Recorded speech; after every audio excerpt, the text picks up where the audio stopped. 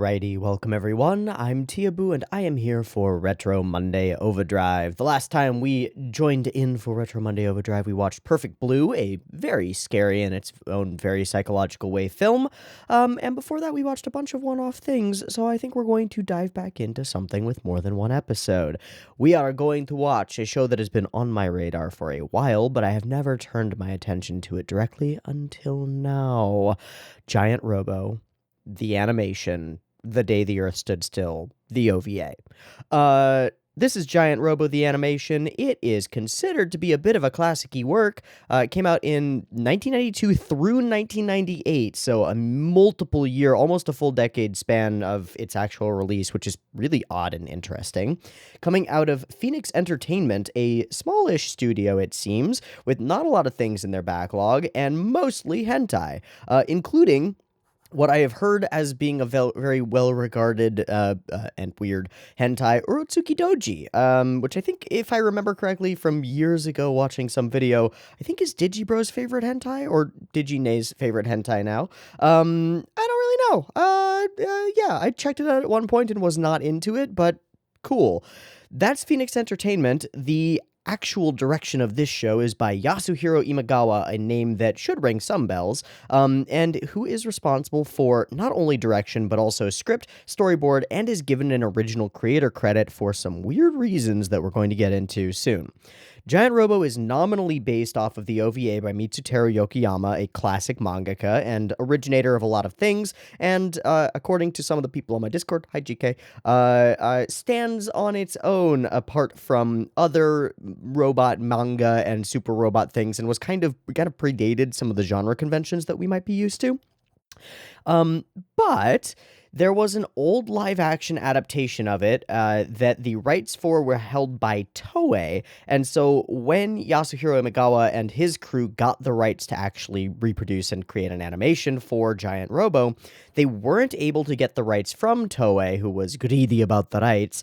They weren't able to get those rights for the characters or the plot lines of the actual story, and instead took other characters and other elements from other Yokoyama mangas and smashed them into a blender and amalgamated them into a crazy clusterfuck based off of Imagawa's own perspective and own desires for the story, while incorporating elements of wuxia and action and like detective stuff and like all sorts of weird things that weren't in the original manga, and creating practically an entirely new thing just inside the package of Giant Robo the OVA, which is really interesting to me and a really interesting set of circumstantial limitations on a show. And I've said this before in certain circumstances in certain shows that we've watched before, but I think that in some cases limitations can be a great boon to creativity and can force creators to produce things that are really, really interesting more than they would if they just had an open canvas to deal with. So I'm going to be looking for the interesting things that happen when trying to adapt a story that you can't adapt because somebody else owns it, using characters that aren't a part of that original story because somebody else owns them.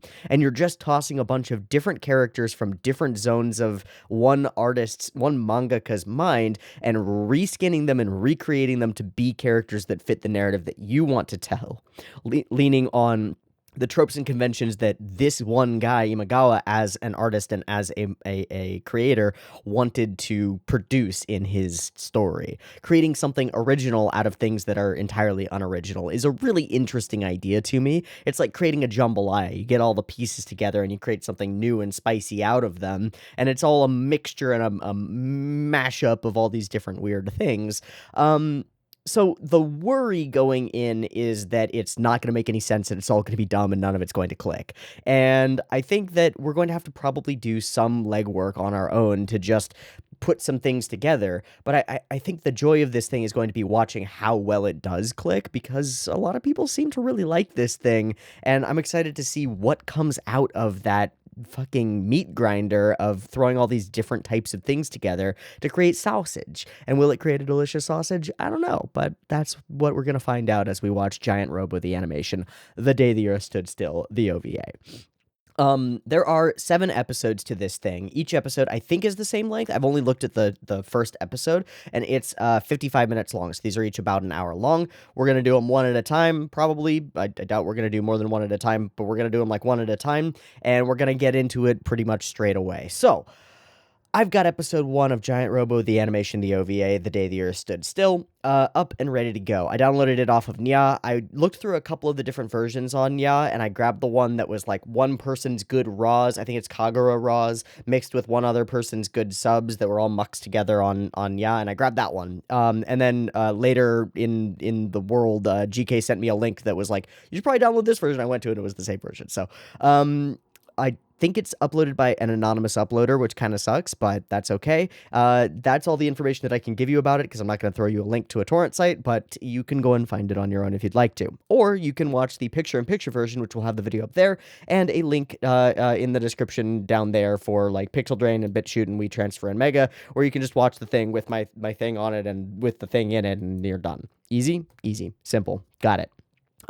However, if you do have your own copy of Giant Robo, the OVA, the animation, The Day the Earth Stood Still, mixing it up,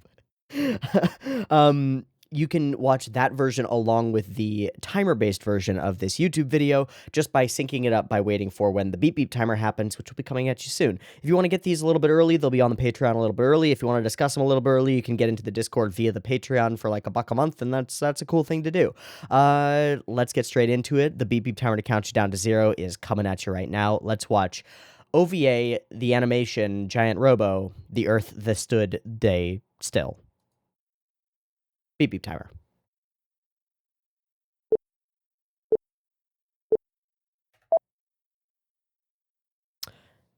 I fully don't know who that is. Rest in peace. All right, Amuse Bandai present. I don't know who that is either. I do know who that is. Cool. We did it. There should not be sound right now, right? Good. Oh, hello, Earth. Oh, that's just a Gundam reference. Wait, wow. Like, straight up. That's just the OP for Gundam.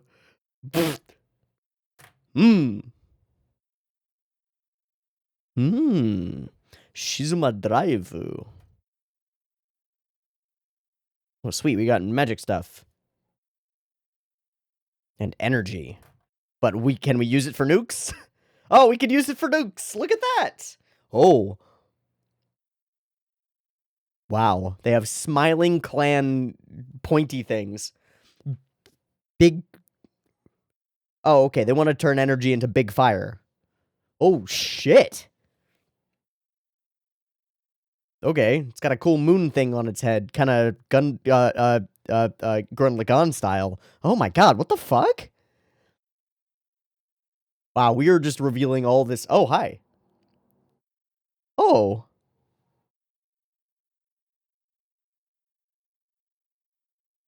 Drunken Master. Gianto Robo. Ah, a classic main character boy. With a nice suit. He's got a cool wrist thing. Oh, okay. Oh.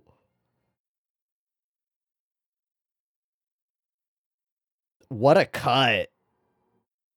What a gorgeous sweeping cut. I'm so excited. What an intro. What an absolute baller intro. What the fuck? Oh, it's water. Big Revolutionary Girl Utena vibes for some reason. Wow, 50%? Nope, there's a creepy place. Graphica synthesizer in a car? What? Oh, is that another car chasing our car? Or is there just one guy in a car? Oh, what atmosphere. Very berserk. Avatar?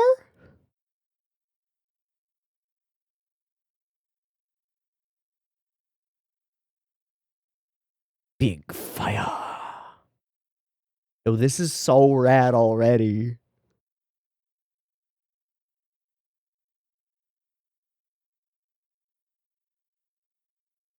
What case?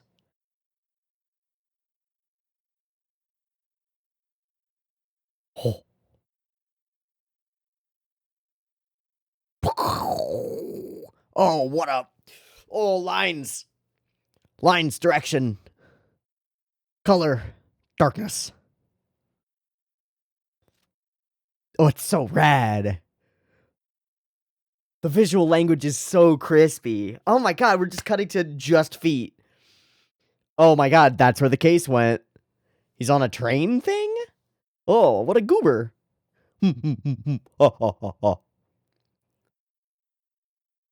What's the bad guy in Nightmare Before Christmas? He kind of reminds me of him with, like, the head. Oh, the Oogie Boogie Man.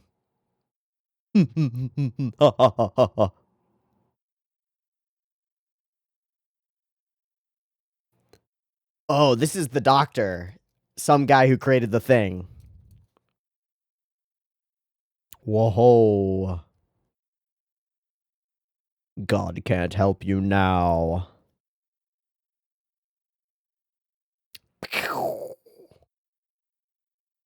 Ooh. What? What? Somebody on the other train. Oh!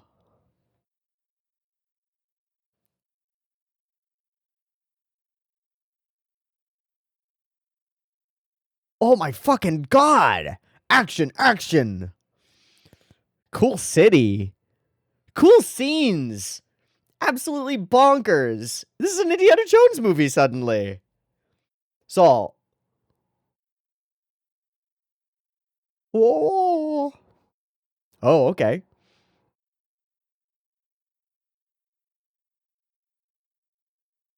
Whoa, what a cut. These sweeping transitions to move between moving locations. Oh, hi.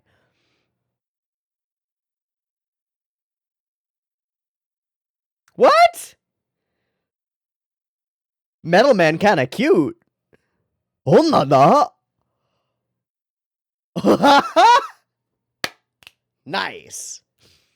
Cool little earring. Full Chinese, like, I forget what those are called. As the getup. Real short.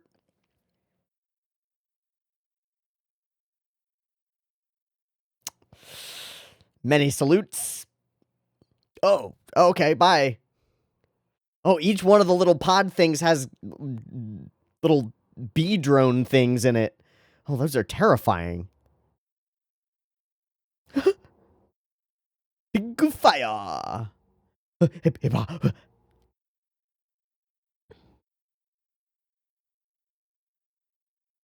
Wow. Wow, what a scene. Oh, what a shot. And the city down below. They're not. Oh, they are. Whoa. My god.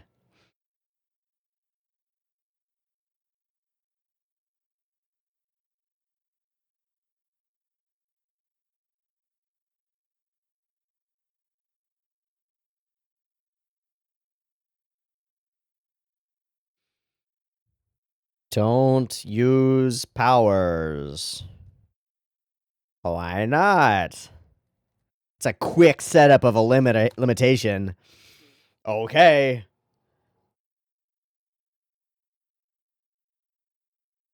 I swear I thought he was gonna take off helicopter style. Wow. Wow. Oh, dude, the smoke and fire is so pretty. Ah! The music is also great.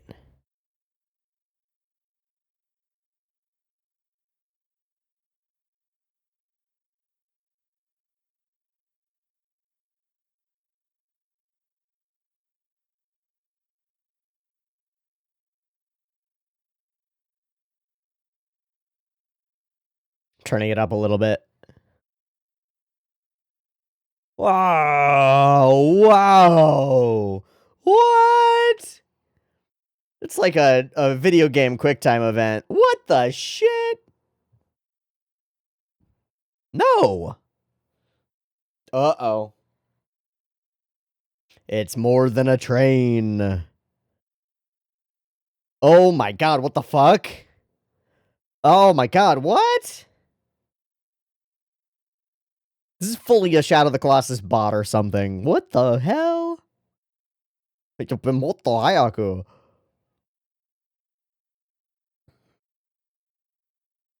Is it Giant Robo Boy? Ding, ding, ding, ding. Wow, what? All of these things are so crisply set up. Oh, it's on the barge? Okay. Dank.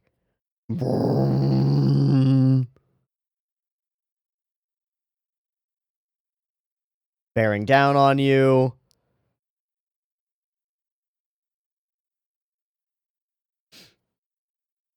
This is a weird pull, but I'm going to tell you what this reminds me of. This reminds me of Symphogear. Action scene start. They're going to escape somehow. Whoa!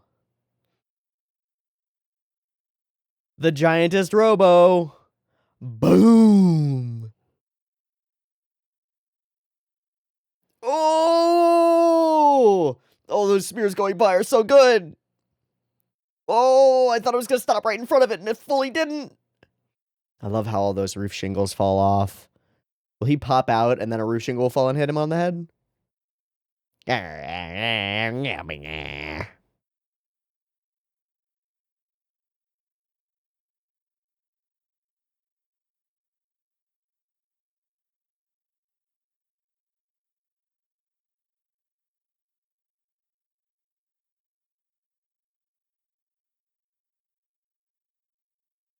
Tokusatsu style.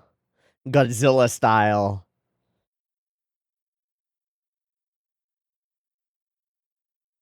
Whoa. That's a big boy.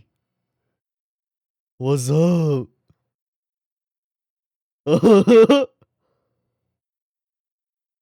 Yeah, title drop us. Title drop us.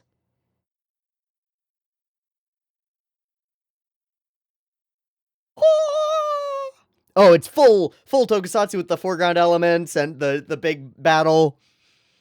Got dope eyes. Oh, and they actually do iris movements. Oh, full salute there, buddy. That's a little passé. Oh no, it's a whirling spike ball. Oh, okay. Ooh. Hey, we're in the hand. Other hand.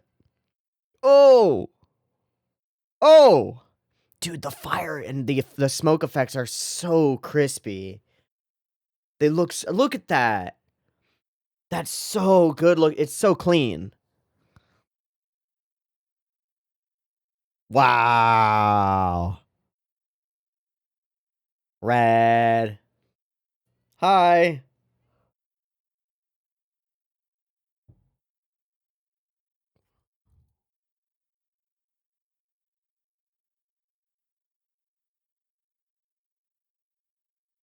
Go. I love that sound effect for Robo being like, okay. Whoa. Big Iron Giant vibes, too. Nice looking cloud cells. You can see the paint marks on the edges of them to make them wispy.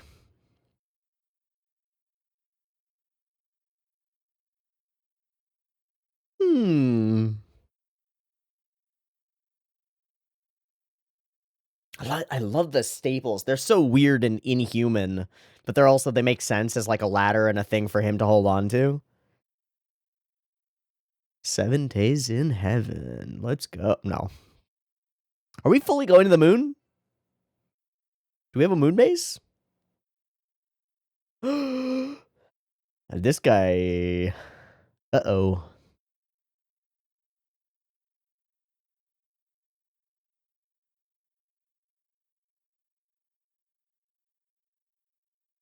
I mean, you can try. What a fucking bad guy. What? Look at this man. The Magnificent 10?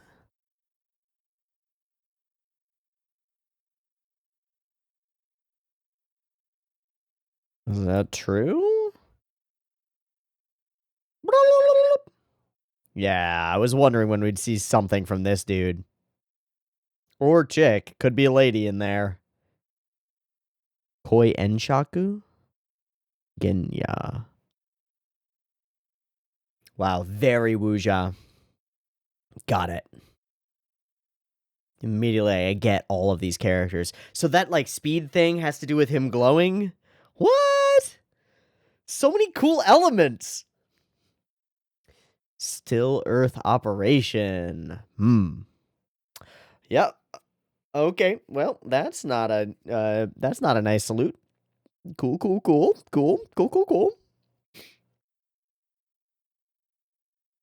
Twitches. Oh. Oh, what?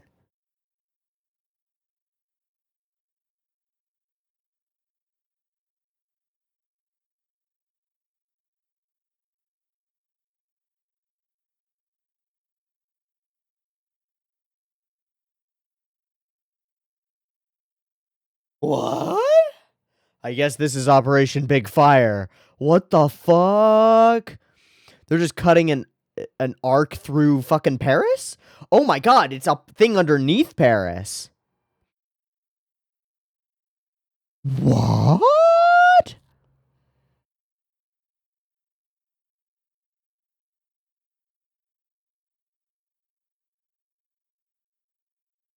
Oh shit. Who are you? Ho.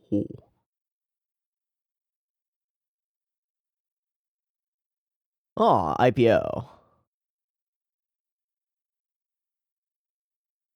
Because I'm evil. Fully with a candle. What the fudge?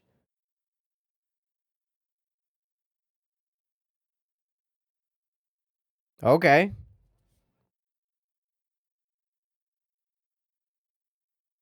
Franken von Vogler.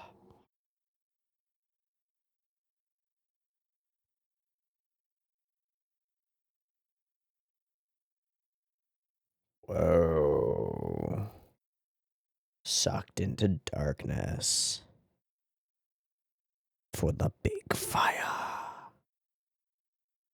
Ooh, Angel's Egg vibes. Ooh, this is all footage. Cut to home base of good guys? Yep.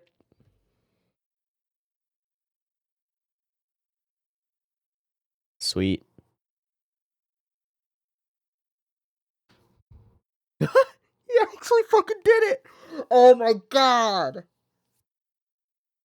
I didn't expect him to actually Gendo pose. Okay. Yeah, that's crazy.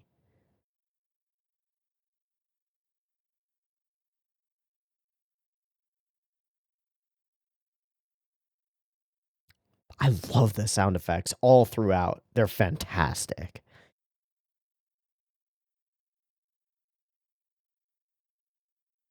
Okay, so the cathedral's in the center.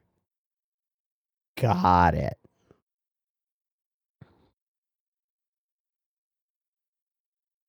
That seems ill-advised. I love that sound effect. Ooh, massive tragedy. Oh, new outfit. Let's go. Mm. Oh, is that Von Fogler? And those are two of those guys were dead on the cathedral. Sweet. So eliminating rivals.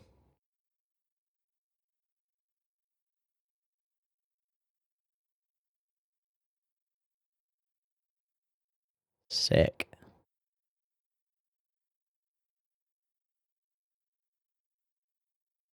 I love the style of this whole flash through. Like woodblock print almost.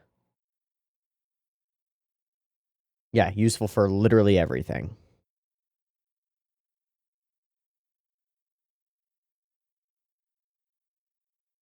Nice.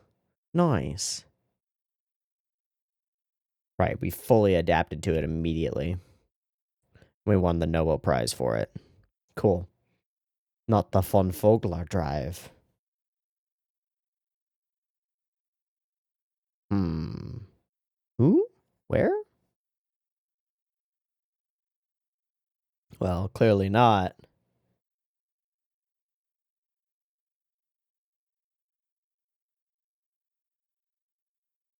She's related to the Bashtar incident?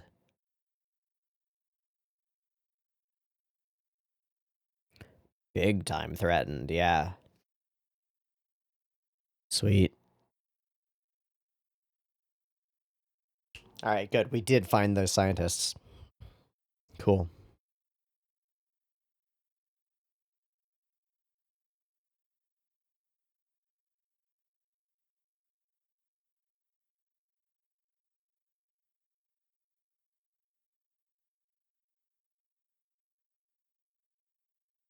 Got it.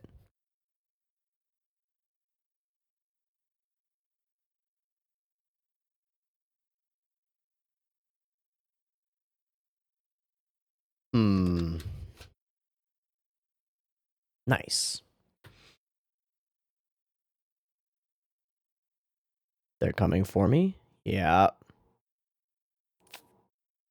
Von Vogler? Or...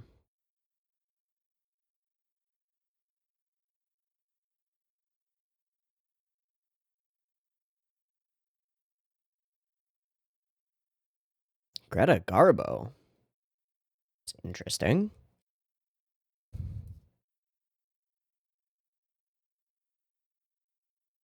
That name rings a bell, but I don't remember. I can't place it.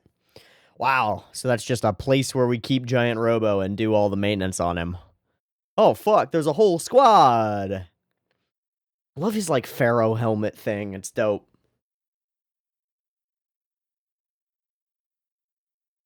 Wow. But wow, though. Wow, all this mechanical design, man.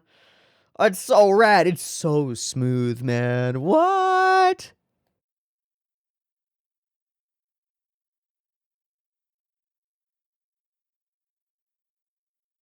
Actually awesome. Genuinely really cool. Oh, hi. Coming up through light.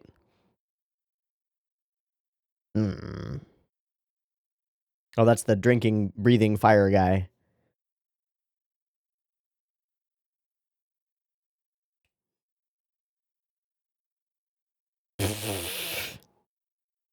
Okay. What's up? Yeah, back to business.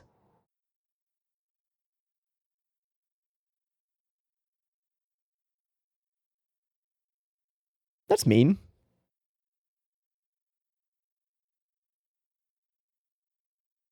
Holy shit.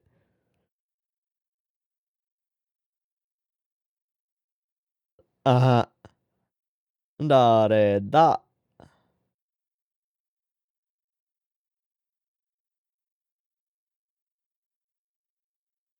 Oh, I'm down. Maybe don't fight Giant Robo. Let's not. I don't fully trust Mr. Fan Guy.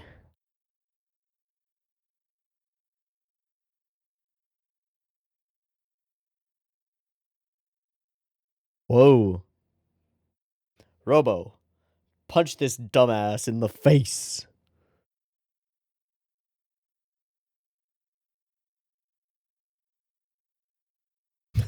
Oh, the power of boobs compels me.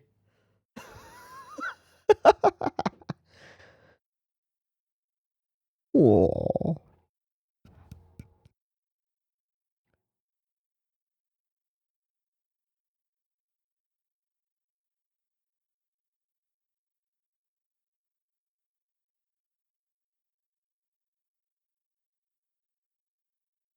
Hmm.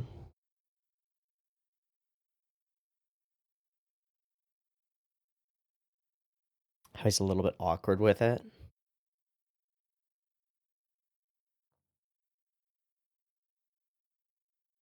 Hmm.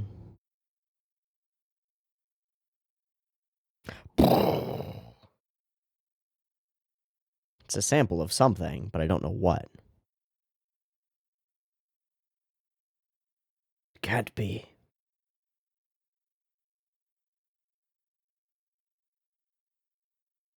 But what is it?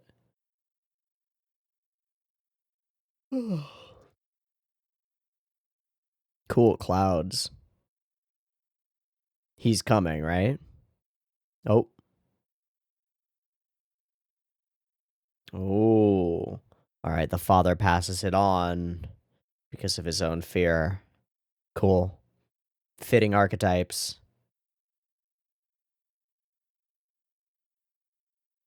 You will. Ah, they're trying to protect him from it, but he needs to know. He needs to know.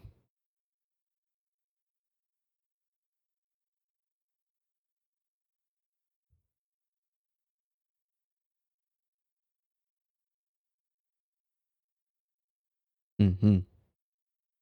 Mm-hmm.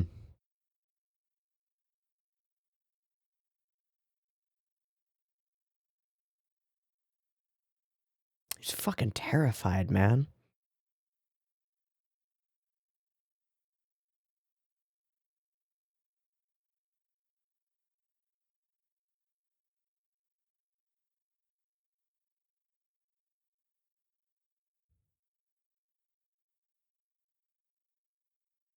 Uh-oh.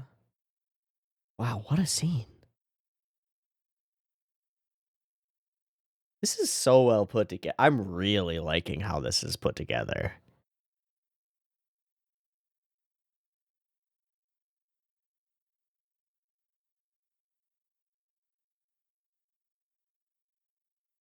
Whoa.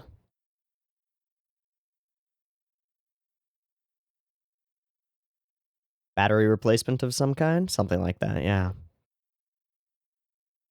Ding, ding, ding, ding, ding, ding. Recharge. Turning on. Zoom. Cool and important scene, I think. Wonder what her little green necklace is.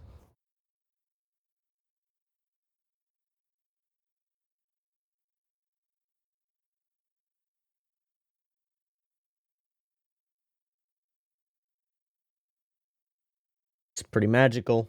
Would be great. So he's not your dad? He's not your dad. Cool. I kind of thought that he was, because that seems like it would fit, but I guess not. Ooh. Hi.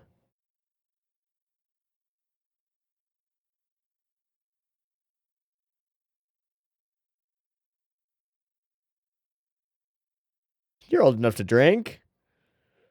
Whoa. No. No.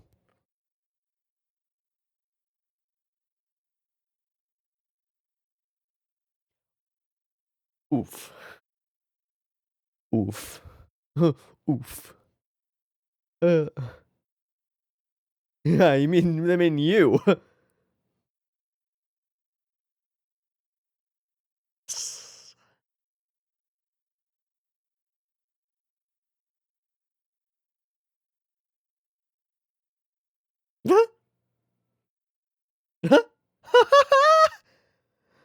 Hard no. Huh? He's like Kronk. Oh, well. Oh, yeah, screw women. I don't need that. Robo is my one true love. How will Ginray feel about that one? Ah. Mm. No.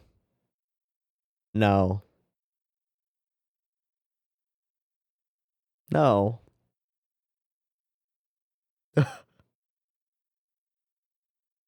Yeah, go on a date. Have fun.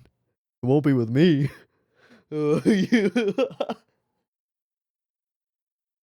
Yeah. Nothing else to do. Okay, back to Notre Dame. Now well above the city. And Von Folklore is coming.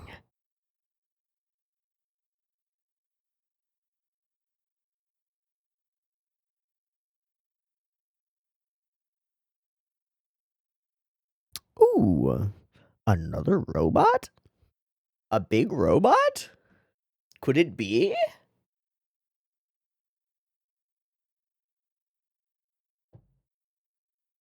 Hmm. But not Shizuma power. Nuclear power? Something like that.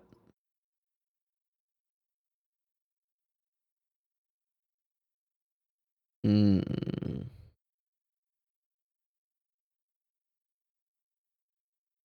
Yeah, what's in the case? Ooh, is it next gen Shizuma drive something? Whoa, those shadows are nuts. Oh, what a scene. So this is whatever happened in Bashtarla. Oh, Von Vogler's alive, but he can't be. It must be a ghost.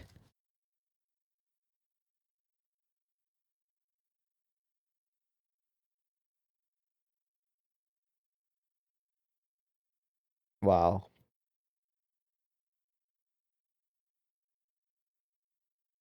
Indeed.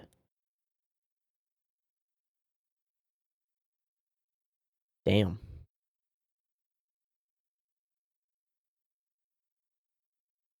It's like contaminated by little thing, little like salt crystals or something. I don't know.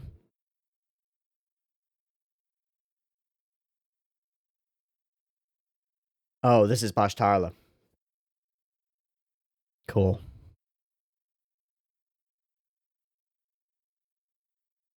Such a good use of color or lack of color in this circumstance.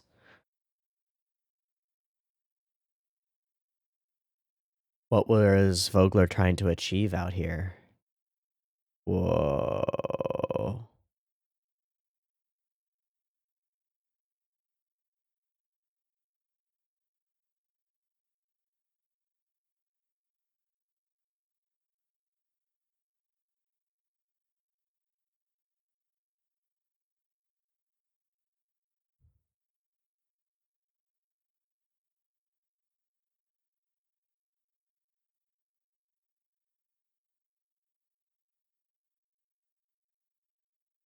Hmm.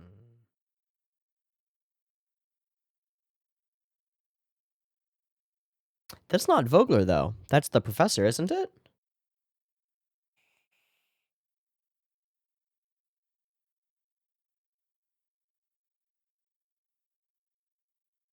Ah, okay. Wow, these flashes. What the hell?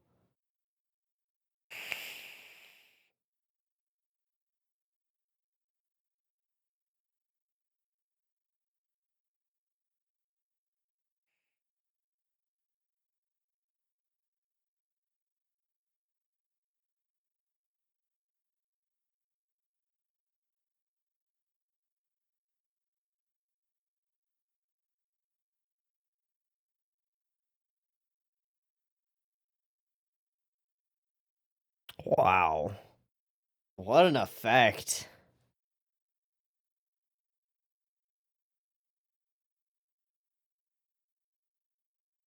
1, 2, 3. Uh-oh. Oops. Oops. And he must be dead. How could he survive? God, the opera going with it. Oh, big black booms. What the hell?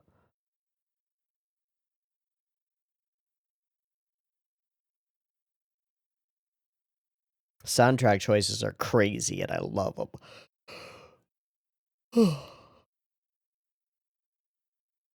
But I have no idea what I'm witnessing.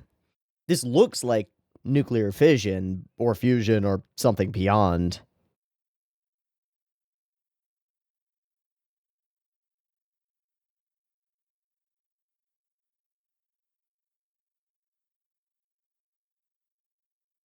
A brilliant burning light. Whoa.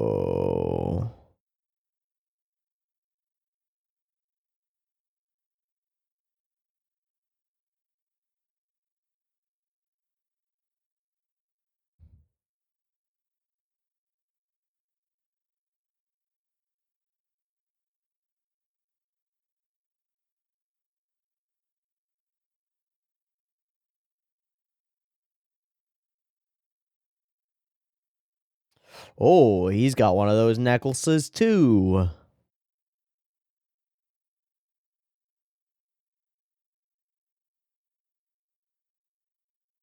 Von Vogler is coming. Vashutarl.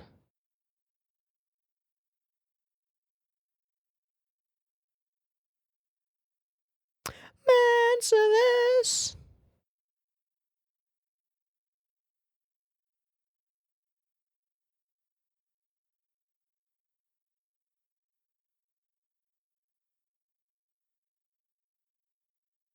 So why is the head of the bad guys obsessed and interested in that too? The head of Big Fire, at least, right?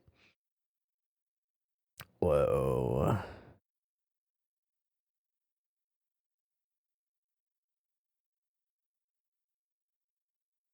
The site of tragedy. Is this Bashtarl? Or is this somewhere else? I don't know, but it's spooky. Ah, this is the IPO guy. Watch out for those windows you're walking on. Huh. Or break them intentionally. Whoa.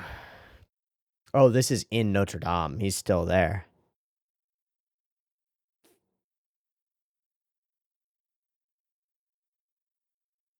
Yeah, better be careful, buddy.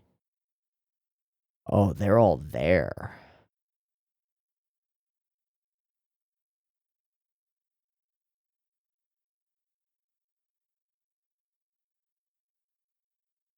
You saw him.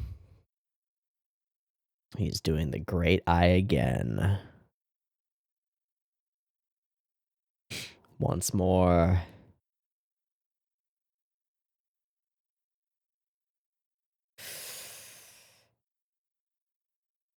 Supercharged this time.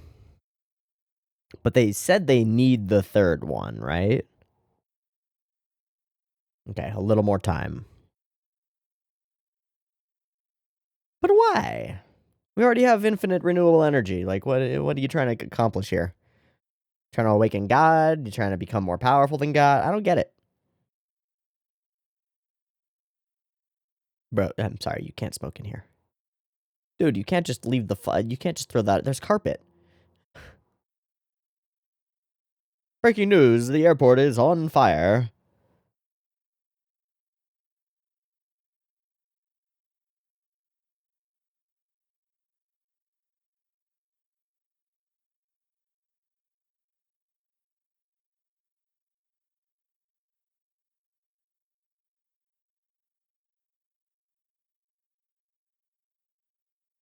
Hmm.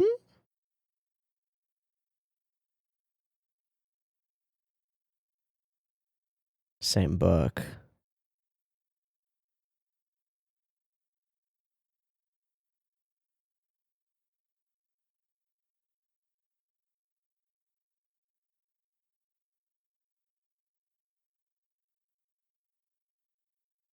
Doesn't seem to be none.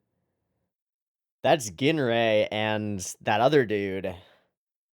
Whoa, we got siblings. Oh, a couple of drunks in the road, eh?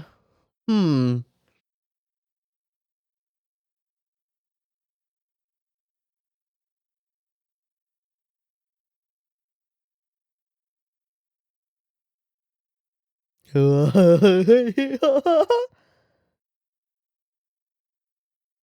Yeah.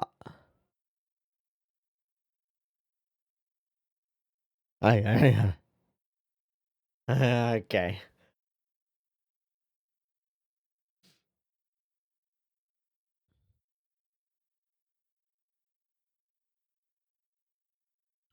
Oh.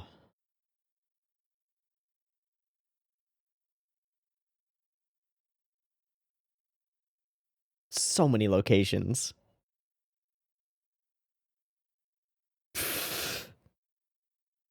Oh my god.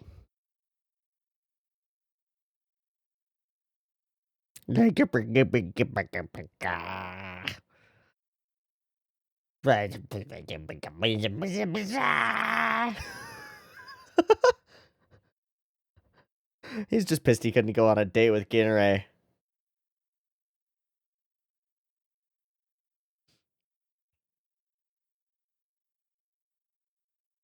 It's not that. It's not that. I don't have like a crush on her or anything. Yeah, that's fully empty. We don't have any more. You've had all of it.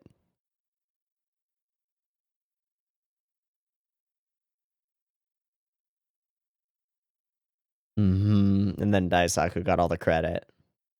Oh my god.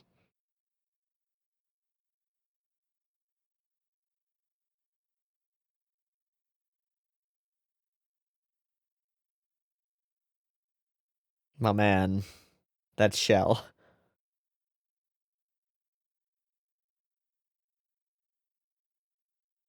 It's more about your own pride, my dog.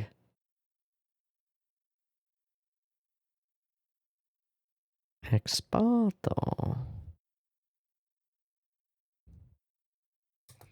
Damn, carrying lots of booze. But he won't be a child forever.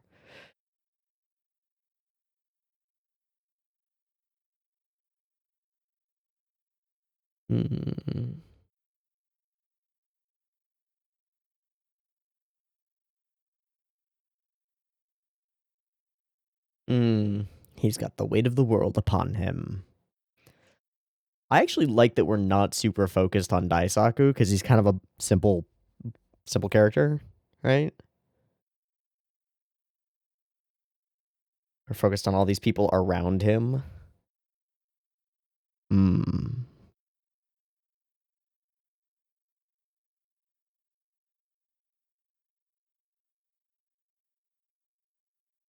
Ow, my eye. Ah. A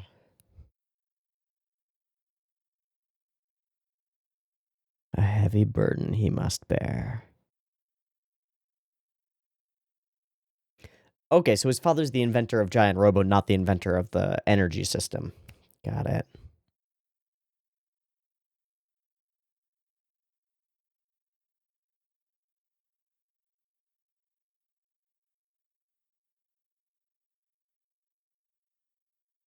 We have a responsibility.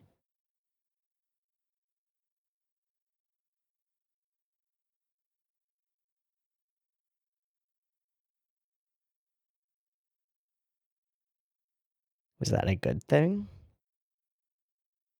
I love that all of them have different parts, different things that blink. Did they just run out on the check?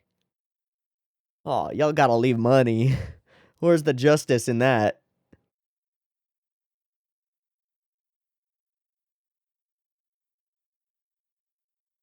Oh, we are fully under attack. Fogler is coming. Oh yeah, that's Speedy Boy.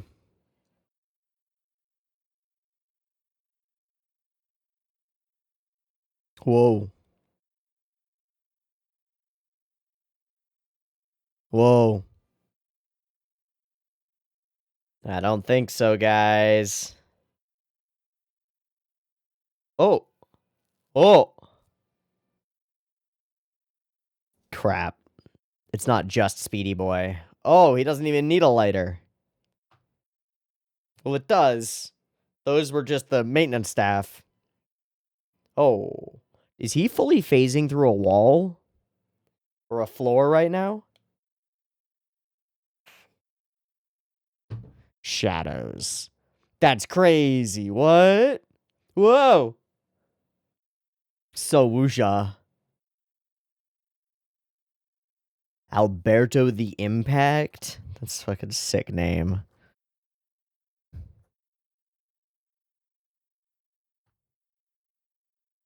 Is it? Okay. I guess I do trust this guy.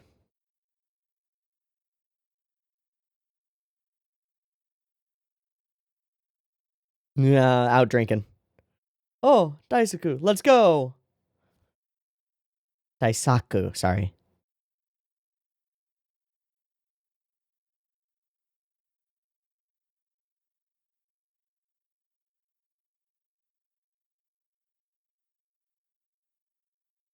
All the all the parts that we need in one car?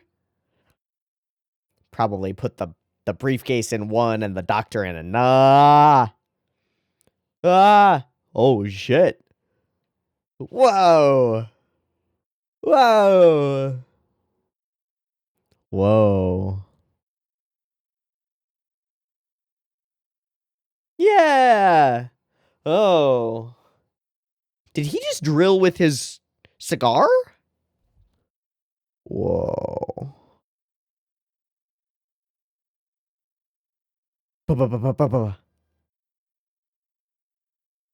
Whoa. Yo, these superpowered superhumans. And teamwork. Oh, God.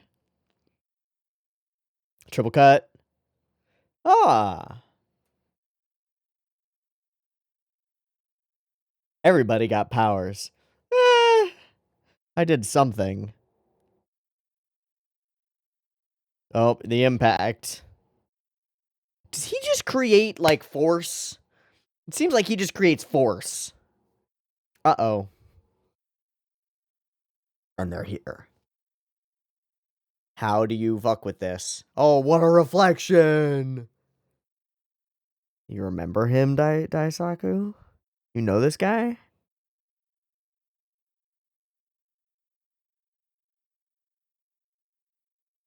Ginrei?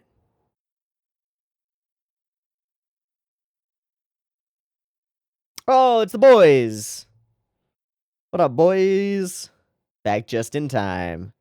Woo! What's up?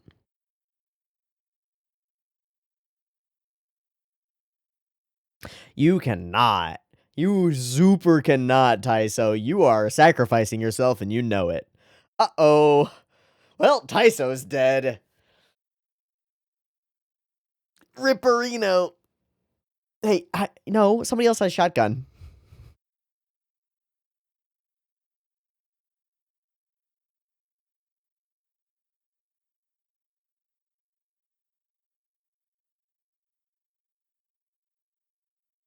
Maybe he'll survive. Power. Oh, flaming fists? Radiant fists. Crazy Wuja shit, dude. Alright, we're in it. And it's sick. And they're evenly matched. But there's the other dude. He's not gonna fight fair. Yeah.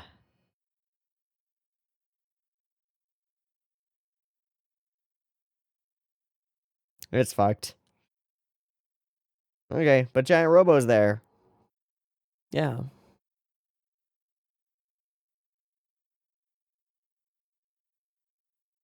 Okay.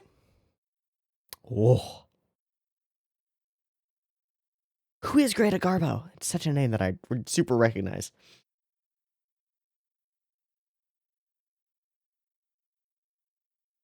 I fucking love her outfit.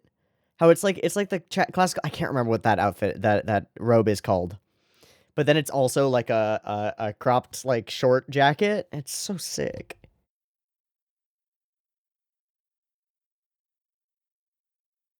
No.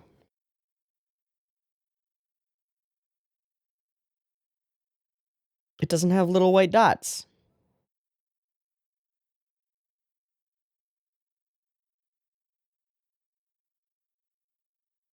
Yeah, I can't admit that you're right about anything, right?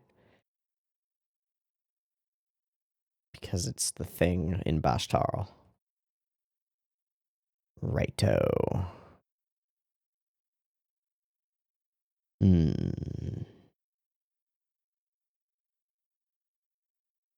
Yeah, my man, you can't just keep freaking out.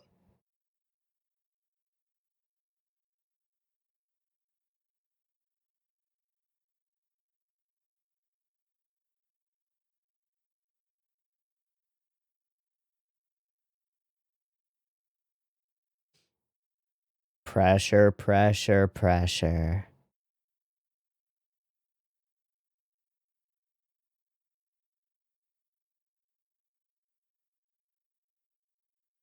Whoa, what? What was that?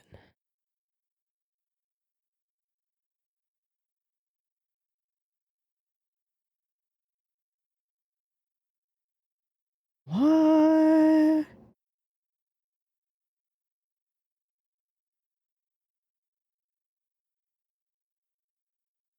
Responsibility. Oh, what the hell?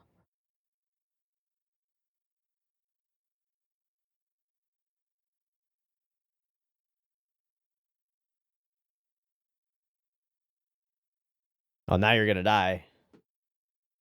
But we needed it. It made energy all a thing. That's good. It's an yeah, it's an unallied good. Or is it?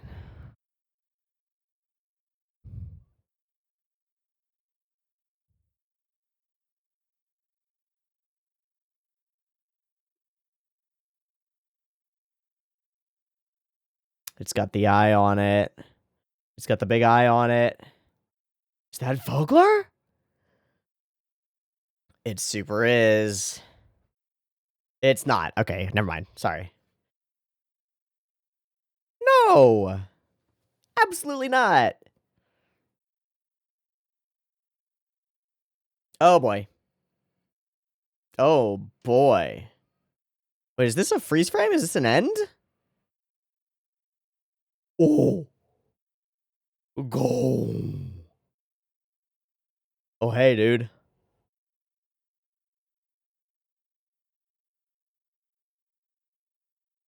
Robo is gonna go on his own, yo.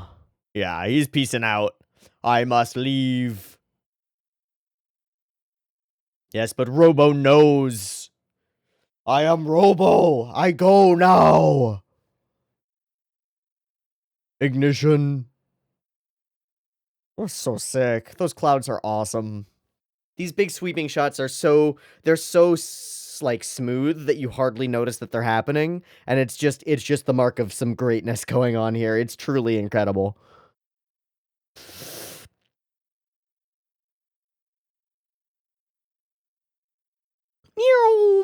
Later. Don't look away.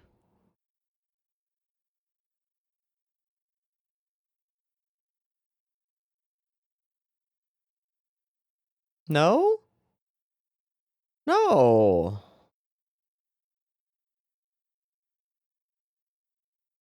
Maybe Tyso will die. Cool. Oh my god, that's the fucking end? What a cliffhanger! Shit. Yeah, they do. Oh wow, such a classic way to end things. What will happen? Uranus. The Black Attaché case. I don't know, man. I'm curious. It was like some weird God Awakening shit. Oh man, all those flashes. Does it? Is it? Is it clear? Doesn't seem clear to me. Whoa. Whoa. This is a cool preview. There's still 3 minutes left. Like, I don't know what we're doing with those 3 minutes.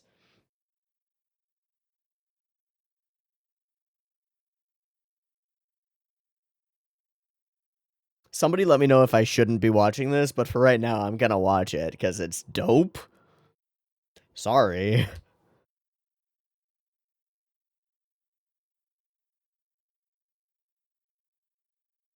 What the hell is that?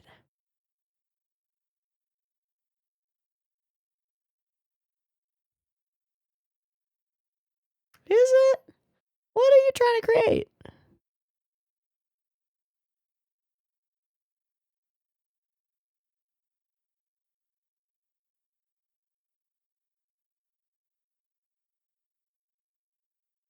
The True Knight? Like trying to get rid of the Shizuma drive so that they can sell petroleum products? Okay, there's still 2 minutes, and I don't know what they're gonna be. Oh, it's an ED. Big orchestral ED. Very neat.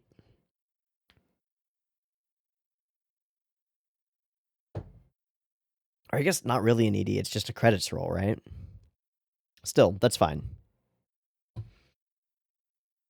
This is bonkers. This is really fun. It's really fun. I hope that whoever's watching this along with me is having as much fun as I am, because I'm finding this wonderful. I'm having a great time.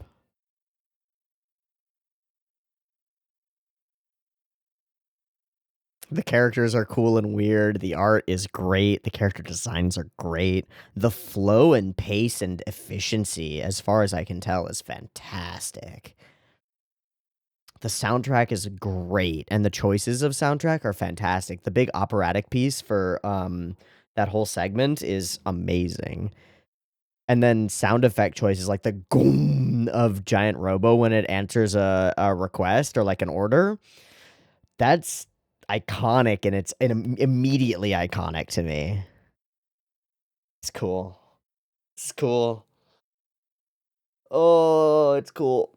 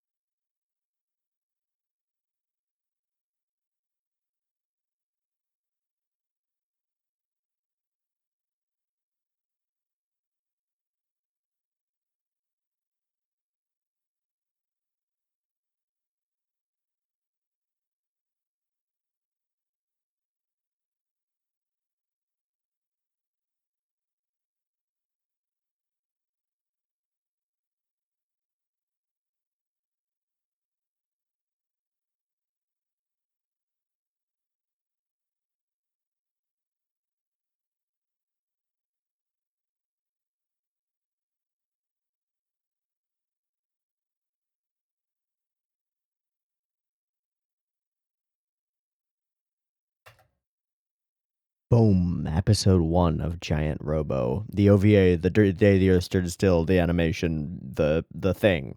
Wow. I'm almost high off of that episode, to be entirely honest with you. Like, that was rad. In a multi-leveled, multi-layered radness kind of way. I feel like we could spend a good chunk of this just talking about the whole intro sequence, where it's just, hey, welcome to our world. Here are the bad guys. Here are the good guys. What's up? Here are all the good guys and one element of their power, so you get an idea of their personality and who they are and what they do. Boom, boom, bam, boom, bang, boom, bam. Great. Here's Daisaku, here's Giant Robo, here's a giant sweeping shot of Giant Robo being cool as he holds onto it, and we reveal it for the first time. Boom, bam, swoosh. Nyom. Get a sense of scale there. Is that on ones? Did it just break? No. I gotta know if it's on ones. I gotta know how that was so smooth. Here. Twos. Bruh, it's all on twos. Yeah, it's just this push out on twos. Why does it look so smooth? Oh. That might not have been on twos. 1, 2, 3, 4, 5, 6, 7, 8, 9, 10, 11. Okay, 10 frames on ones after a bunch of twos. So once we go a little bit faster with it, it does smooth out to being on ones for a second. Ooh, I knew there was something wonky going on there. I want to see the whole cut again, and maybe we can put it together. Twos, twos, twos, twos, twos, twos, twos, twos, ones. It's for that swoosh out, big camera pull, big punch forward. It jumps to ones for the smoothness. It's smart. It's so smart. There's this clear understanding of how to do scale in these big things, and there's this clear lineage of tokusatsu in some of the initial fight between the big robots, you know, big robot trained scorpion monster thing, and Giant Robo, classic big robot, but very bulky compared to a lot of the big robots that we see as big robots.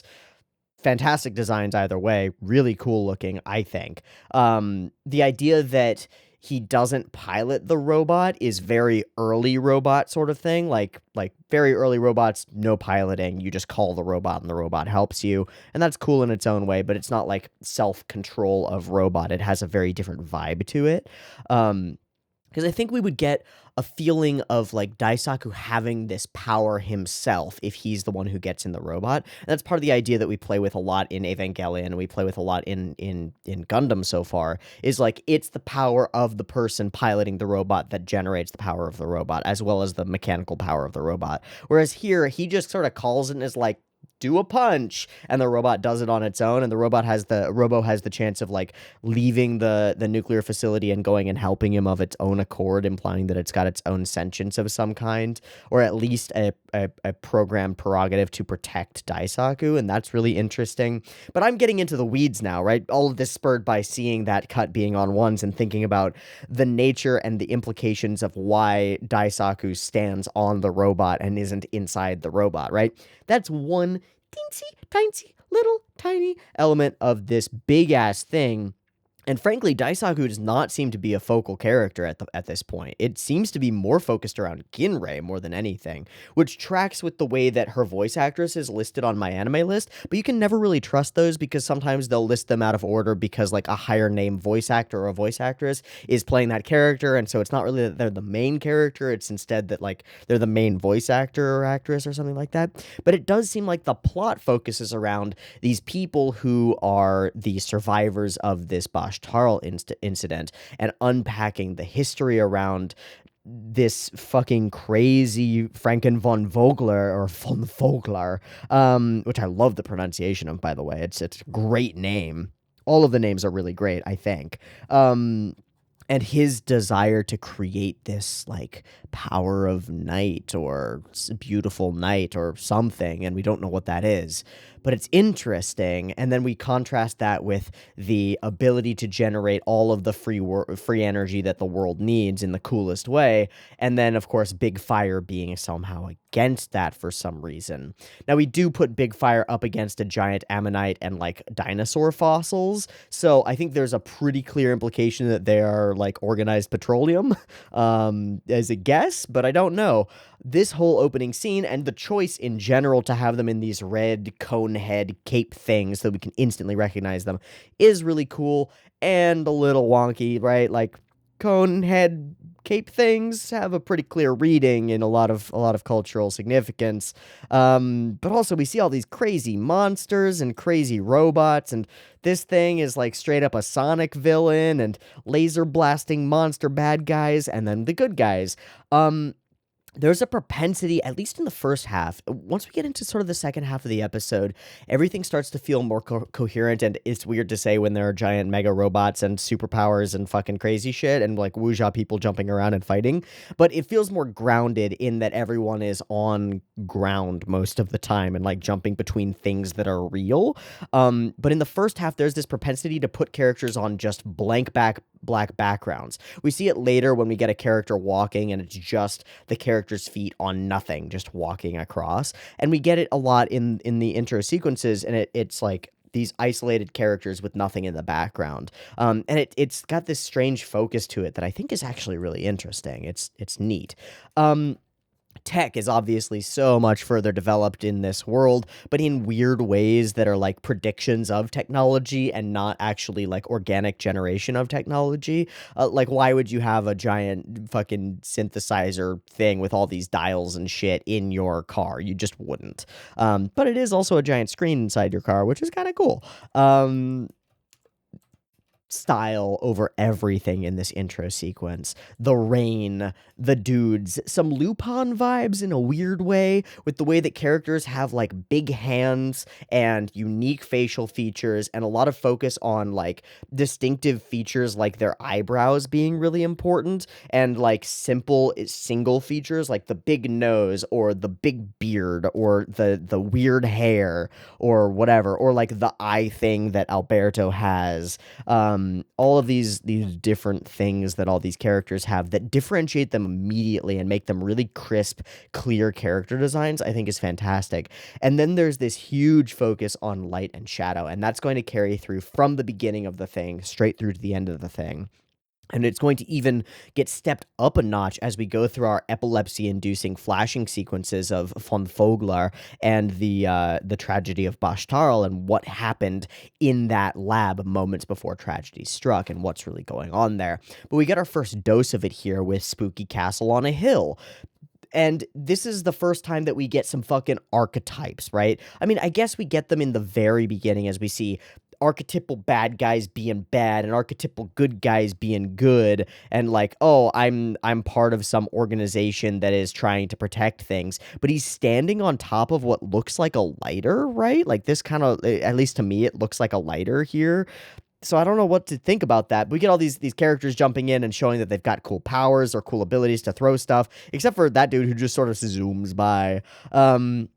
And this guy with his axes and his brother with the thing and Ginrei with the cool gun and jumping out of frame. How does she jump out of frame there? Like what actually do I see? There's so much cool animation going on. Like some next level cool animation. So she blam blam, spinnity spin, and then she just ports out of frame as he comes in. Okay, so it was that last moment where the one character's legs are coming down and her legs are leaving that I thought was like a warpity warp, sort of Kaneda style warpity as somebody leaves screen, and it was not. So that's cool.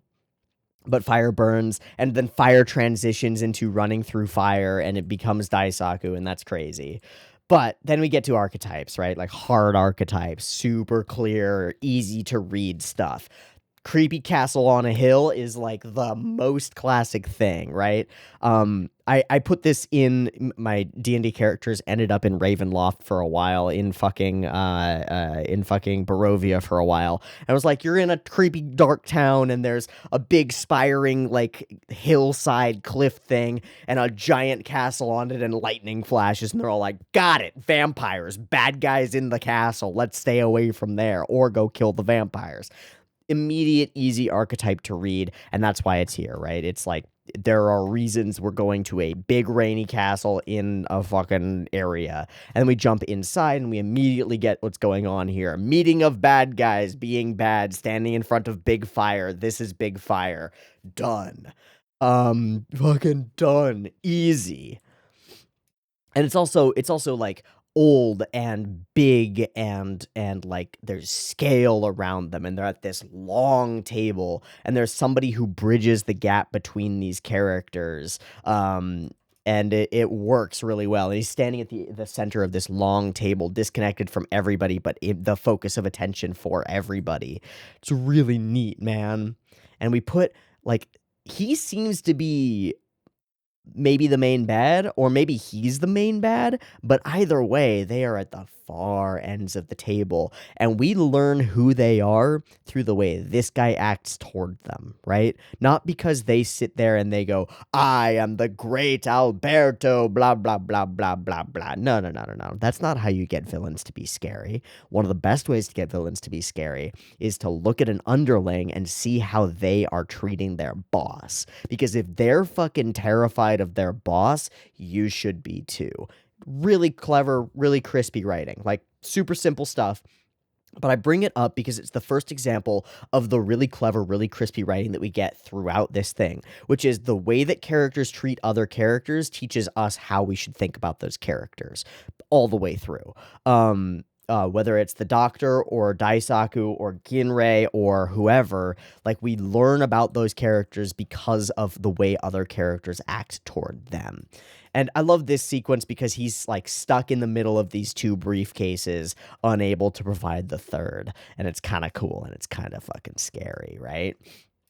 And we get this guy in the background who is just like, reads as hard enforcer immediately. Like, okay, he's going to be out there fighting. It's super cool. And cut to the train and the mission and the whole deal here. I love these speed lines going by in the background. And then we get them again as we cut to the gun closer. Yeah. again, these great painted speedline background, vroom, vroom, vroom, focusing in hard on the trigger pull the trigger, but we don't, like, we hear the gunshot, we cut away, and it's somebody else who fired, and it's Ginrei. Wow, we did it with somebody else. But we don't know that it's Ginrei because she's in a fucking mask, and it's got, like, a voice changer, and it's like a metal man, but it's not a metal man because it's Ginrei. Hi. Big reveal, hot lady. What? Okay, I gotta look up what that outfit is called because it's like the classic Chinese outfit thing, and it sucks that I don't know what it's called. Chinese robe outfit thing. Qipao. Or Qipao? Qipao. Qipao? Sorry, I'm gonna butcher the actual pronunciation of that. I don't know how to pronounce it. Chongsam or Qipao. That's how it looks to me. I'm sorry if it's super wrong. If you would like to tell me how it's actually pronounced and spell it out phonetically for me, I would actually really appreciate that. That would be very helpful.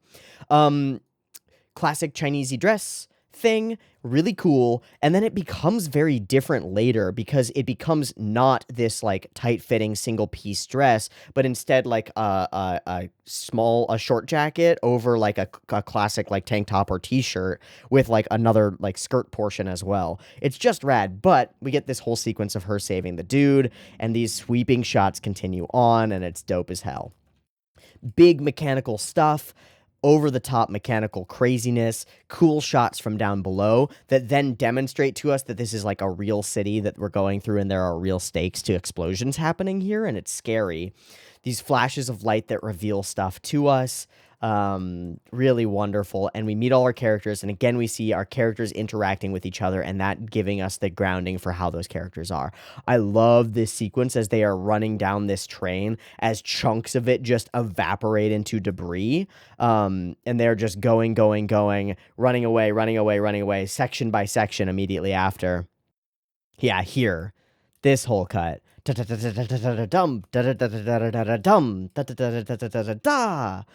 And away they go. And the whole thing explodes as this giant scorpion monster becomes its full form, and rah! Super terrifying, super actiony, and I said it while it was happening, but this really, really, really reminds me of some of the flow of Symphogear. And what I mean by that is not the first season, but every season after the first season of Symphogear, we start off with a hardcore, usually in some ways like the coolest fight sequence of the season is the first scene of the season. Not to say that there aren't other amazing fight sequences throughout each season of Symphogear, because there are. They're all over the place. But we hook the audience with this crazy battle that happens, and these crazy cool things. We get to see the powers of our characters, and we get to see them embody their best selves, instead of setting up like, yeah, there's like a thing with Ginrei and the other guys in the organization love her, and of course they do because she's cute, and she's got more of a thing with like respecting Daisaku, and like there's this whole dynamic there, and we're going to have to go and try to save the doctor, and trying to invest ourselves in the stories of these characters as opposed to the cool shit about these characters is harder, and we want to be invested immediately, and so we're invested immediately when we see them running away from Giant Machine, because it's really easy to understand these are the good guys, they're trying to save this guy because the world will end if they don't, and Big Machine is trying to kill them. Dope. Done. I understand exactly what's going on here. This is easy. This is simple. I can understand them. I can get involved in their characters. I can get excited about them. And we can drop hints about the way that these characters treat each other and see each other that expand their, like, section of the world to us. And I don't have to think too much about it until later when we actually get to slow down a little bit and meet these characters in the context of main base.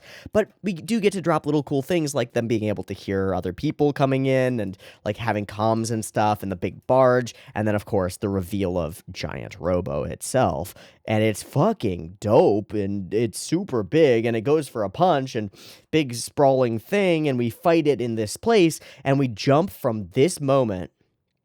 We're with this guy, and suddenly we're a tokusatsu, right? Immediately, we are suddenly in tokusatsu Godzilla vibes, looking out from the subways as giant monsters do battle in this city, as opposed to the other shots of the city that we got before, which were like small and like people just on streets, like, what's going on up there? There are weird bee things that are flying around and lots of lights. Huh, weird. Now we're in Spookyville, and big monsters are fighting big monsters, and there's fucking nothing we can do about it. And likewise, the power that is commanded by Daisaku dwarfs our other main characters immensely and gives us that feeling that what's his face has of being like overshadowed by this little kid, and this feeling that Ginrei has of like super respecting what this kid can bring to the table, and this feeling of fear that he puts into the members of the bad guys. It's super crispy and super straightforward. This is a shot straight out of every Godzilla versus something movie, every major tokusatsu film or thing, as well as a shot that is mirrored a couple of times in Evangelion and a lot of bigger super robot anime. Big thing fighting big thing with stuff in the foreground obscuring it and giving us a sense of scale is really fucking straightforward. I mean, you see this in King Kong versus whatever and Godzilla versus whatever because it works, and it tickles something in the back of your brain that even if you're not a big tokusatsu fan, you've seen this scene before. And that is something that is scattered throughout this entire thing. You've seen mad scientist doctor trying to do something that you don't understand that destroys the world. You've seen cool female spy character being cool and brushing off the affections of the people that she works with because her eye's on the prize. You've seen drunken master brother who's also sort of the mentor, and you've seen not as drunken usually but kind of stupid younger brother who's just like, girls, and kind of jealous of the little fucking kid who's able, like, their hope for saving the world. You've seen all these characters before. You've seen sort of badass bearded dude who runs the organization that's the good guys, and you've seen creepy dude who's got like an eye patch or similar thing who runs the organization that's the bad guys. These are tropes and they're archetypes and they're people that trigger something in the back of your brain. And what that allows us to do is some really, really efficient storytelling. Because you have the cultural knowledge to map onto these characters, no matter where you're from or what culture you're from, to some extent. At least if you've seen some anime or some film, there's enough to map onto this where you understand what all these archetypal characters are like that. And all you need is one element that's a little bit different to go, I understand who this character is, how they are similar to the archetype, and how they differ from the archetype. And that's all I need. That's important. The actual scenes of Giant Robo being giant are fucking sick. And is that on ones? Yeah, it is. Her hair moves on ones while everyone else moves on twos. The power of Pantene Pro V. Sorry. Not actually a shill for Pantene. I don't use anything, but I use Head and Shoulders shampoo. It's cheap. It works. Cool. Not shilling that either. Okay, her hair's on twos now. 7 days that no one would ever forget. Setup. We got 7 days to do some stuff and save the world. We're going to do it in 7 days. Dope. Done. Easy. We're not going to be spending months on this problem. We're not going to be spending years on it. We will be flashing back to 10 years in the past because big things happened and the moon might be relevant for some reason. I don't know. Failure? Impossible. How dare you fail? And we set up this guy's powers. He's got some super speed that happens when his eye scar glows. Rad. Super cool idea. I don't know, man. And then we get this guy who is another classic archetype. He's the himbo in the white suit who is so very pure, but he's a bad guy. Bada bing, bada bang, bada boom, it's done. You understand exactly who this dude is, right? He's got his little fucking wine glass margarita martini motherfucking bullshit. He's high society as hell. He's trying to be all these things. But he also has night terrors, right? Like, he's a human being with some scared shit who went down a path that has led him to be a leader of villains. Perfect character. Done. Oh, yeah, speaking of recognizable symbols and symbols. I was going to say symbology, but that's not really the word I was looking for. Recognizable symbols and symbolism. The bad guys do fucking salute things. Oh, okay. I don't think we need to talk much more about that. Dead people. We don't have context on why these people are dead. We will get it later. And then shit gets crazy in a fantastic set of scenes where blue-green fire rips through the city of Paris and expands it up into this immense, like, towering structure, and this guy sees Von Vogler. None of these things are things that we know about. We don't know why this shit is happening. We don't know what's going on. We know there's a scary thing going on that's scary, and there's a mad scientist, and there's a cop dude. Done. That's all we need, because we'll flesh it out later. We do this like backward storytelling that's actually the way it should be, because we're excited by the thing, and then when we explain it later, we go, oh, that's what that was. And we get the process of like putting it together in our heads. And the process of being like, wait, those guys were the dudes who we saw hanging from the Notre Dame Cathedral. He did say it's revenge. It's revenge against all the scientists. He's eliminating the competition and anybody who could stop him. Von Vogler is out there. He's real. It's true.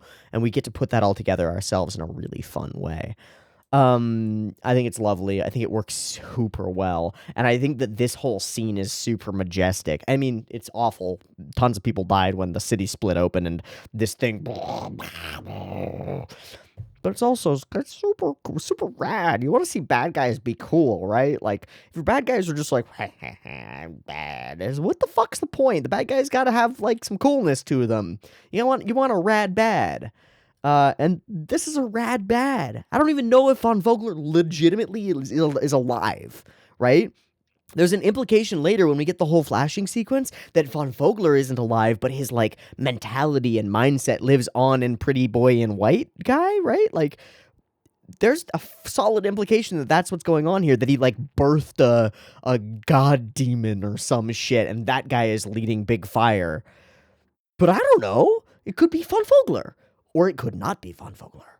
And both are compelling, right? Because, like, one means that this fucking crazy old scientist has been around for 10 years after literally exploding and has recreated his experiments to bring his own self back into the world and, like, blah, blah, blah, blah, blah. By the way, I'm super stealing a bunch of that shit for Waterdeep Dragon Heist because my players are about to deal with a particular wizard with a name that starts with an M, and he's, like, back from the dead and stuff, and so I'm stealing some of this shit right quick.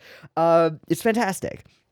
But maybe it's not. Maybe that's not what's going on. Maybe Von Vogler himself is just a ghost and an apparition and you didn't actually see him. And the truth is that this IPO officer is actually seeing some other thing. I don't fucking know. Who knows? Regardless, it starts to wipe the light out of Paris.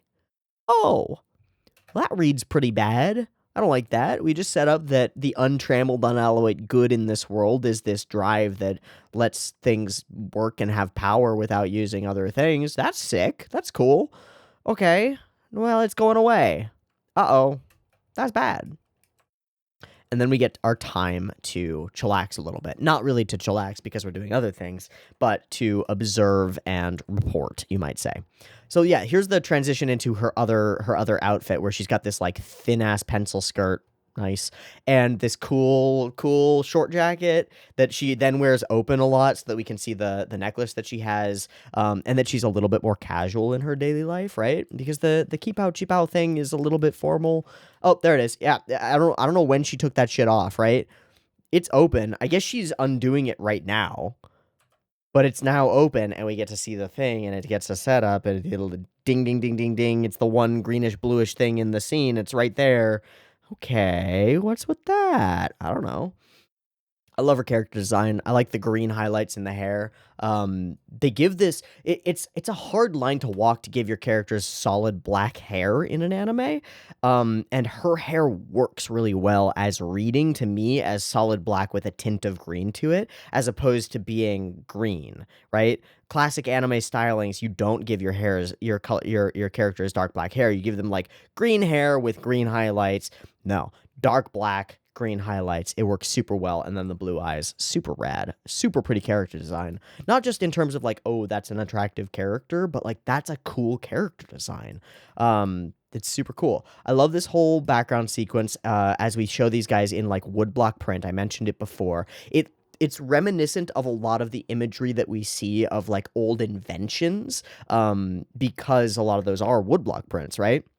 So seeing that in this style gives us this like old inventors out there creating new sources of power for the world to, that kind of thing. It actually works. It works really well.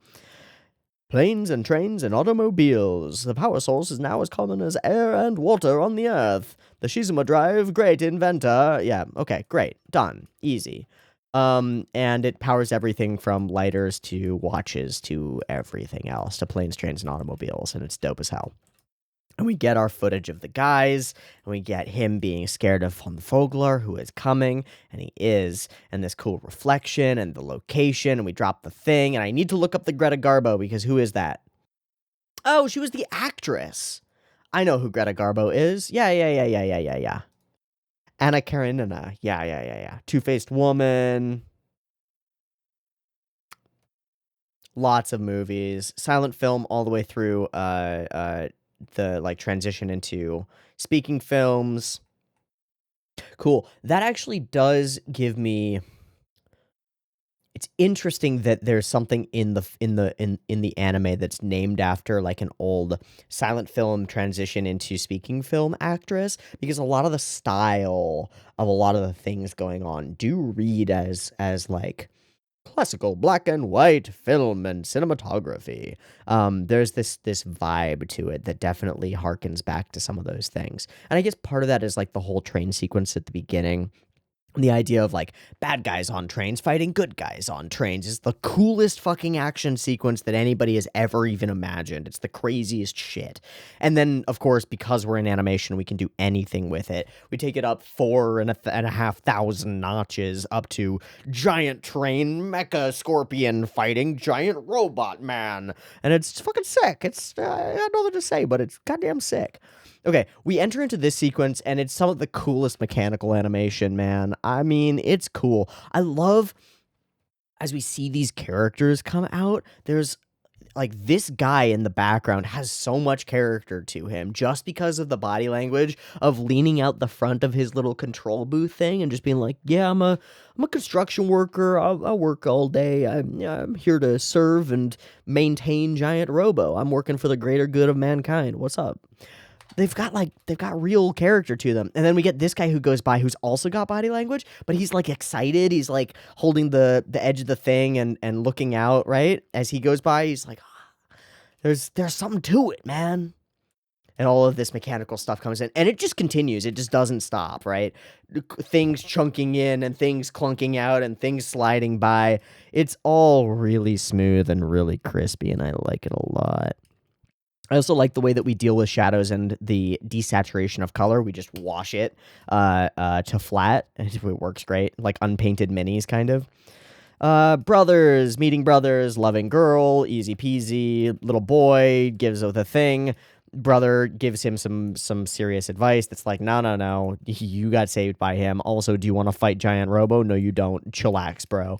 And it's really good. We get this whole Loom and Daisaku doesn't back down, right? Because he's a dope little kid. This is actually something that I found interesting when I was looking at the staff, which is that the co-director of this thing is Kobun Shizuno, who will go on to storyboard and direct an immense number of the Detective Conan movies, as well as be the co-director for the Detective Conan series itself. And there's a clear, if you've seen any Detective Conan, there's a clear vibe of Daisaku being the exact same character as Conan, except that, of course, Conan's got this whole thing where he was like an old dude, and then or like a teenager, and then he's like a kid again, right? But same fucking character, and it's right here in this moment that we really see it, as he's just like facing off against somebody way bigger than him. He's little bit like Chihuahua energy, where he's rah, rah, rah, except not fucking annoying and stupid and Chihuahua-esque. Oh, this is gonna be a weird side note. I'm gonna go on a weird tangent here. I'm sorry. I've been having a conversation, and you might find this a little bit maybe boorish, but not boring. Been having this weird conversation with people, and it's been my favorite like fun conversation to start with people at night or even asking some of my friends at the gym and like other things. But it's like, okay, if you can't wear anything crazy, you can't wear any crazy clothes, just clothes that you could like get at the mall. How many chihuahuas do you think you could fight? Like, just you versus chihuahuas, and they're in it. Like, these are bad guy chihuahuas whose only desire is to tear your flesh from your bones. Like, how many chihuahuas before you become overrun by chihuahuas? And it's really fun to just do the theory crafting of, like, how many chihuahuas do you think you could fight? Like, 30 chihuahuas? Because 30 is a pretty good number of chihuahuas. Once you get to, like, 40 chihuahuas, you're kind of swimming in chihuahuas, and your ability to, like, kick chihuahuas becomes less good as they're, like, all around your legs and like piling on top of each other to get closer to you. Once you hit a breakpoint of like 60 chihuahuas are able to get to your throat, right? Like, that's bad. Like, you can do some stuff and you can be like pummeling chihuahuas, but how long do you last against 60 chihuahuas? And I don't know. But it's been a very fun, like, stupid as fuck theory crafting thing that I've been doing with friends, just to talk through like the mechanics of how you as an individual would fight a large quantity of chihuahuas. And people will come up with silly things. They'll be like, I'll just power bomb the chihuahuas. I was asking this, like, a much bigger friend of ours what he would do. And he's like, I'd power bomb the chihuahuas. It's like, okay, but now your throat is available to all the other chihuahuas who survived your power bomb, and they're going to kill you, man. It's like, damn, shit. Maybe I can't fight 120 chihuahuas. Maybe I have to tone it back a little bit. It's been a very fun, silly thing. So if you have your own theory craft for how you would go about fighting chihuahuas, you get no weapons. You can wear like gloves, you can wear like a jacket, you can wear like nice, like thick jeans and good boots, but that's like all you get is just what you're wearing, and you gotta fight a shitload of small dogs. Yeah, let me know what you think. Anyway, I bring that up just because I got like Chihuahua energy from Daisaku looking up at this bigger thing and a little bit, which is great. Sorry. Full tangent. I hope you enjoyed that one. Anyway, we look at the thing and we don't reveal what's in the thing, and it's scary. And this sort of is reminiscent of the moon, and it's like looming over the doctor, and he's freaking out in the corner, and he's trying to overcome his own trauma and fear in a really scary and interesting way. It's cool. Okay, we move along. He's being scared. We're looking over at stuff. This is such an important scene. Watching people depend on the Shizuma drive, watching the way that things work, and watching the glory of this ability to just fully recycle and have constant renewable energy. It's pretty cool. Does Giant Robo run off the Shizuma drive? I don't know. I don't actually fully know. Everything resulted from Professor Shizuma inventing this system. Flash, and something wrong there. Don't know what. Something's wrong there. Because in part, he's responsible for the tragedy that seems to have taken her family. This whole date, though, thing is very silly and very good, and it's, of course, a hard no. And then she gets rejected, too. Oof. And then he gets rejected harder. Oof. And there's something crazy beneath Notre Dame. Ooh, spooky stuff. Spooky dooky stuff. I love this scene. I love these shadows. I love this crazy stuff going on here. It's dope as hell. This is the legacy. It can't be. And we flash back and we remove color, and something goes horribly wrong here. We lived with these dangers around us. This time for certain we will have our beautiful night. What does that mean? He's trying to create more power than the Shizuma drive? He can't leave things to the professor anymore. Gets knocked down. He gets up on his own thing. I have lived by this and I will die by it as well. The flashing slow scenes as he turns around. Sorry, epilepsy warning. I shall deliver the beautiful night to all people, and it goes horribly wrong. We get these massive black explosions as energy of some kind is released and then combined. He creates this giant eye that then closes upon him. I don't know. And then this guy awakens in a huff. Got a same thing that Ginrei has. Clearly they are siblings, right? Or two survivors of the same incident. The moon above him, also looming above him, also haunting him. And he's surrounded by books and books and books on both the history of what happened and the things, all the other stuff. So this one says humans, and I think this one says Nazis? Nope. Shizuma. I'm sorry, I just assumed Nazis. The Making of a Legend by Philip K. B. It's hard to read this upside down. Okay, I'm gonna look that up. Hold on. Shizuma The making of a legend. Straight up, the only thing that comes up is a porn game. I don't think that's what it is. Cool. Just gonna not look at that. Great. Doesn't seem to be the thing. Man service! Great.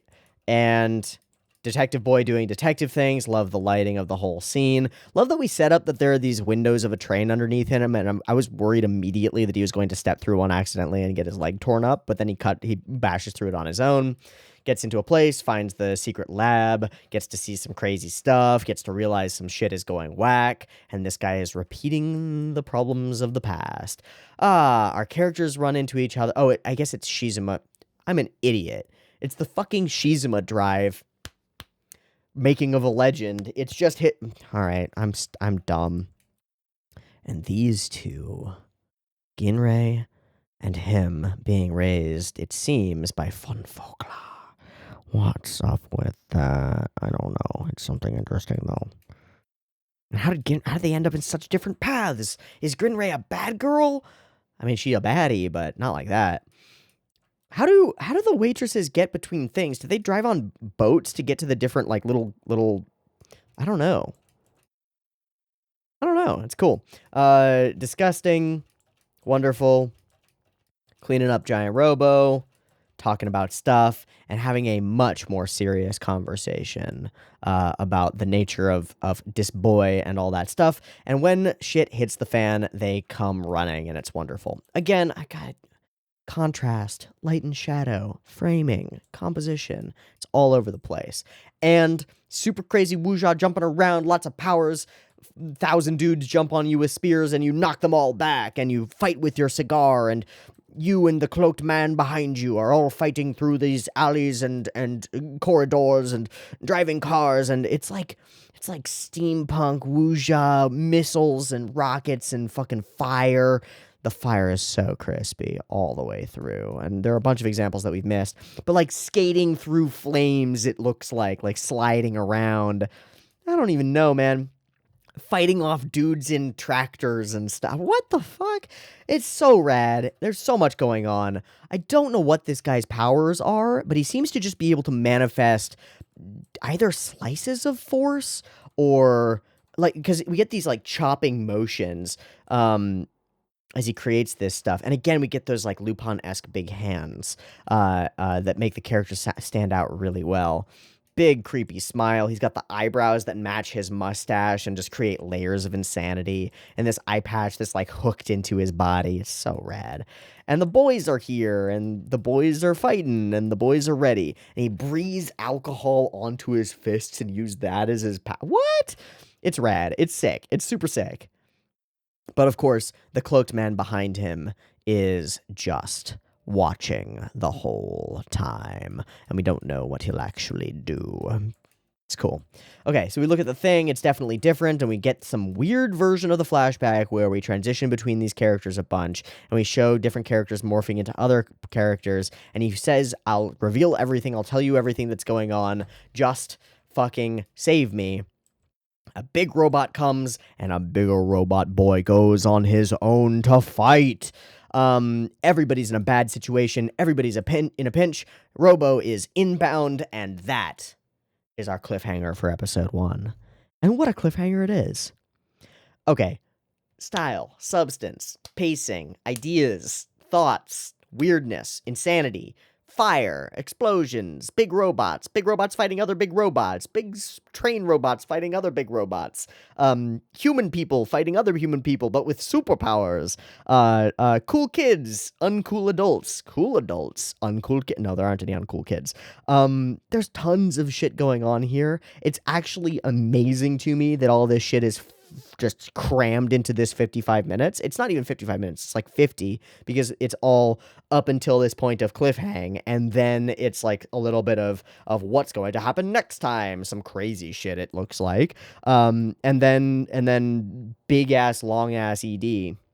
So it's like 50 minutes to pack in all of this stuff, action sequences, and big sweeping like threats against humanity and against the world, and background, and a whole world set up with a renewable power source, and the people who want to tear it down or create it more because they're jealous? Who knows? What are their motivations? What are they doing out here? Well, we're following the people out there to protect the world, and that's exactly what we're doing.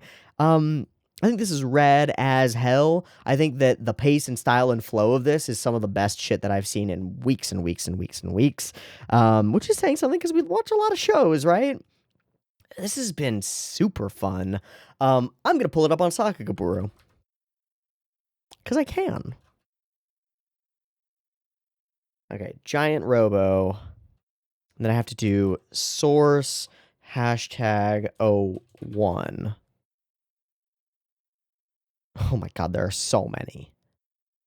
I'm sure that a bunch of these are presumed.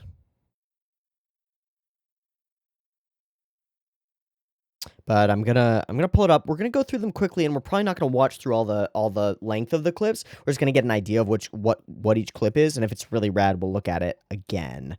But I'm just gonna pull them all up in new tabs because I can and I want to. And dink dink dink, donk donk dink. Great. And these might go backward through the thing. So this is Robo taking off and bashing all this stuff away. Oh, 6 hours ago by GK. Thanks, GK. Appreciate it. It's some rad mecha stuff. I mean, I have to admit. Look at it. It's super fucking rad. It's on 2s. Not that detracts from it in any way, shape, or form. I love the way all the smoke looks, man. Look at that smoke. It's so bubbly. It's so bubbly and billowy and so crisp in its lines. Whoosh, I love that too. This explosion of debris and dirt and dust, and then the smoke from the actual robot going through. And then, of course, hopping over to this fight, and whoosh. It's got some punch to it, man. It's got some real serious punch. And then up into the Dazaki freeze frame at the top. Okay, there's that big slash that we were looking at. Big explosion of get rammed into a wall. Crunch. Super impactful, and I love the way they just teleport, and I love that they're just right here. Yeah, big background animated cut. Super rad. Okay. Zap, boom, zap, boom, zap, boom. Flip, flip, flip, flip, boom. Character animation. Fighting. Shots. Muzzle flares. Big leap as all these guys go by and are boom, impact framed out. I do want to see the impact frames just to get an idea of what we're working with. Okay, they're basically the same. Boom. And then there's another one as they get blasted back. Oh, that's cool. That's very cool. Kaboom. Boom, boom, boom, boom, boom. I'm a bad guy. Har, har, har, har. Super sick. Takeshi Honda. 7 hours ago by GKI. Oh, is this known to be Takeshi? Because it's not presumed. I don't know. Damn, you getting some favorites, man. Farming Giant Robo for favorites, are we? I love the amount of stuff that's on the table and how ridiculous it is. It's very Kronk, very Disney in a weird way. The way that a lot of this is animated and the way that it's put together with the silliness of these characters. I love the way that woman like sweeps in with the 2 big things of alcohol on her. I guess she has 3 on each, right? Yeah, bringing a lot of booze. It's a lot of booze. And awesome. Ding, ding, ding, ding, ding, ding. Hello. Hi. There's great character animation. It is super overshadowed by the action animation and fire and explosions and big robots and stuff, but it is extremely expressive with these extremely great character designs. I'm super, super solidly in love with her. I mean, she's so dope. And I gotta admit, it's very cute how he's like, and he gets all flustered because girl, right? And it works. I love this. I love the way they walk out of this thing. I mentioned it before. And they all run up, and it's great. And these characters interact, and he gets all loopy a little bit because he's thinking about being alone with her. And then he gets pissed at him and do a little eye twitch. Flip, wham, boom. You want to fight with Robo? You want to fight with Robo? And we end in this sequence as he looms up above him, almost Kill la Kill style. And It's great. Super great. I love this. I said it before. It's just straight tokusatsu vibes straight through this whole sequence.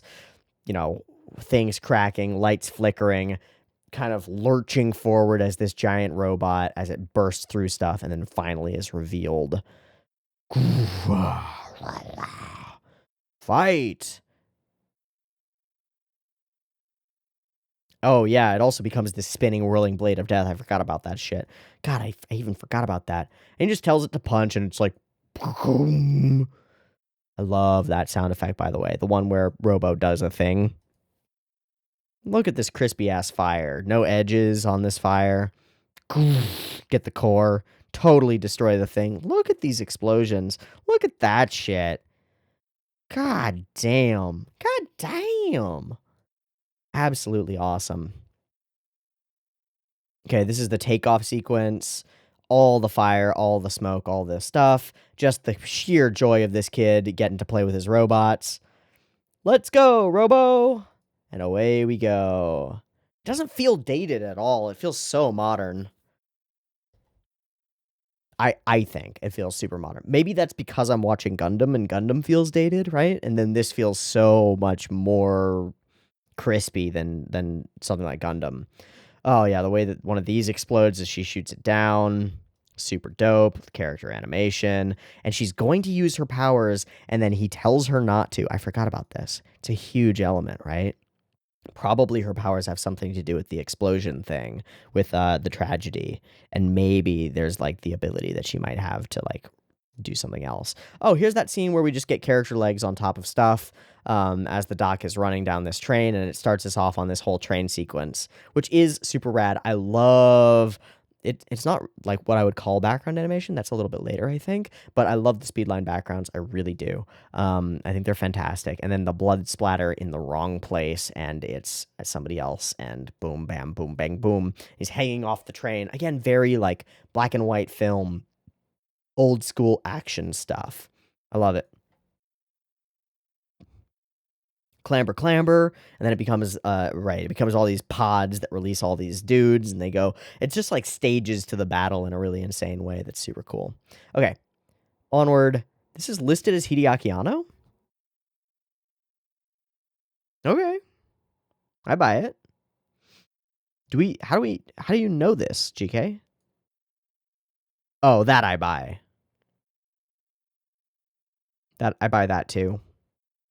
As being Anno cuts. Yeah, for sure. Oh, and the big lasers, I guess.